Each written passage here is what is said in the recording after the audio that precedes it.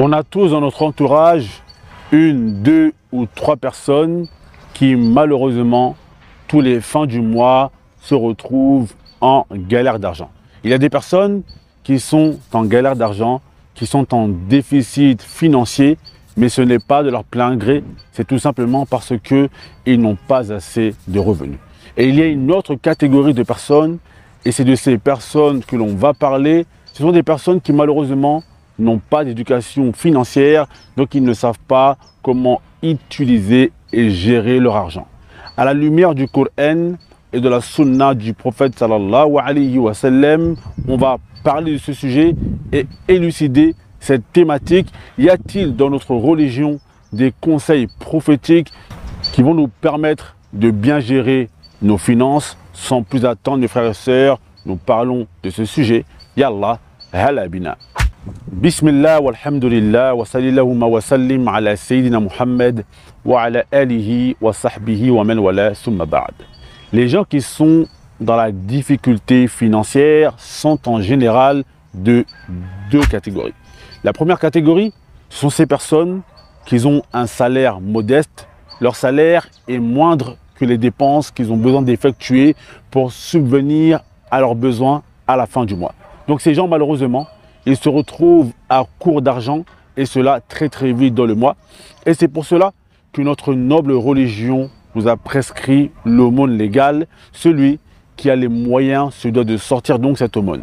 Et en parlant d'aumône légale, mes frères et sœurs, je voudrais vous rappeler que nous sommes dans le mois où Allah tabaraka wa ta'ala nous a prescrit Zakatul al-Fitr. Et Zakat al-Fitr, c'est environ 2 kilos. Ça veut dire que chaque personne qui est dans la capacité financière de sortir 2 kilos de nourriture pour lui et sa famille, il se doit donc de les donner à des personnes qui sont dans le besoin. Parlons maintenant, mes frères et sœurs, de la deuxième catégorie de personnes. Cette deuxième catégorie de personnes, ce sont des personnes qui malheureusement n'ont pas d'éducation financière. Ils ne savent pas comment gérer leur argent. Tu as des personnes qui ont des salaires assez conséquents, environ 2000, 1500 euros par mois, et ils n'ont pas beaucoup de dépenses. Mais malgré ça, toutes les fins du mois, ils se retrouvent en galère, pas parce qu'ils ont des charges qui sont plus grandes que ceux qu'ils ont besoin de dépenser, mais tout simplement car ils ne savent pas gérer leur argent. Saad ibn Abi Waqqas, il rapporte qu'à un moment, il est tombé extrêmement malade. Et lorsqu'il est tombé extrêmement malade et qu'il pensait qu'il allait mourir, il pensait qu'il était dans l'agonie de la mort, le messager d'Allah sallallahu alayhi wa sallam est venu le visiter. C'est alors que Saad ibn Abi Waqqas a dit au messager d'Allah sallallahu alayhi wa sallam: je suis une personne qui a beaucoup d'argent et je n'ai qu'une héritière qui va hériter de moi. Est-ce que je devrais donner les 2 tiers de mon argent en aumône? C'est ainsi que le prophète sallallahu alayhi wa sallam lui a dit que les 2 tiers c'était énorme. Donc il a dit, Saad ibn Abi Waqqas, il répond au prophète sallallahu alayhi wa sallam: est-ce que je dois alors donner la moitié de l'argent que j'ai en aumône?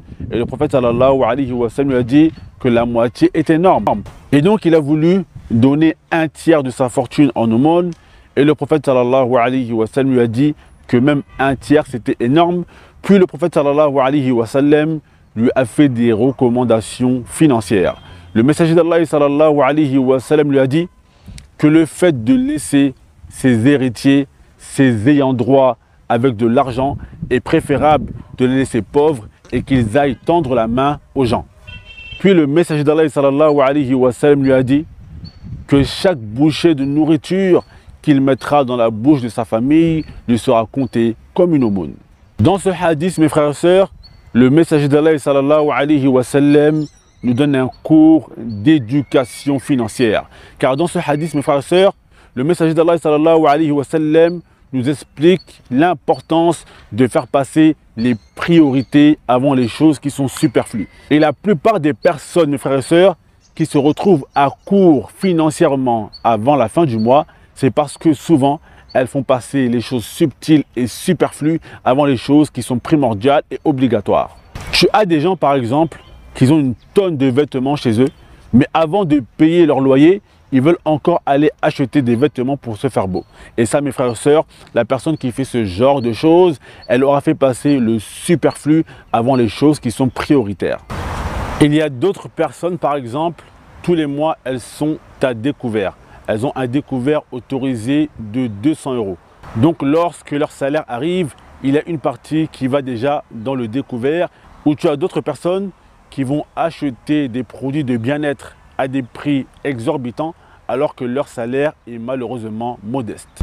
Ala kulli hal, mes frères et sœurs, dans ce hadith, on voit que le prophète sallallahu alayhi wa sallam nous dit de faire passer les priorités avant les choses qui sont superflues. Et c'est pour cela que le messager d'Allah sallallahu alayhi wa sallam nous dit dans un autre hadith Kafa bimar'i ithman an yudayya man ya'ul.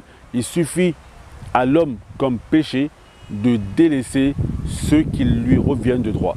On ne s'en rend vraiment pas compte, mais les choix que l'on va faire financièrement parfois peuvent vraiment influer sur notre vie.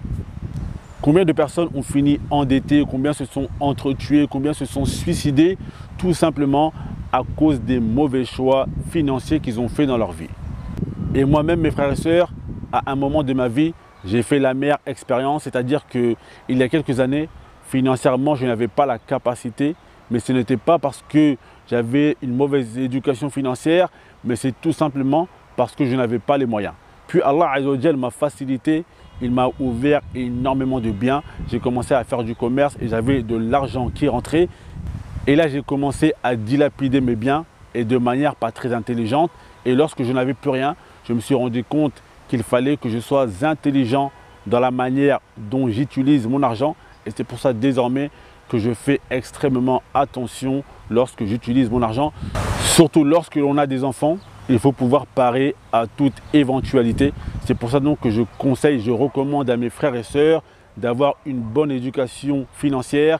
Et le fait d'avoir une bonne éducation financière, ce n'est pas quelque chose qui vient comme ça, mais c'est une chose qui s'apprend. On demande à Allah Azza wa Jal de nous donner la bonne compréhension. Innahu waliyu dhalika wal qadiru alayhi walhamdulillahi rabbil alamin.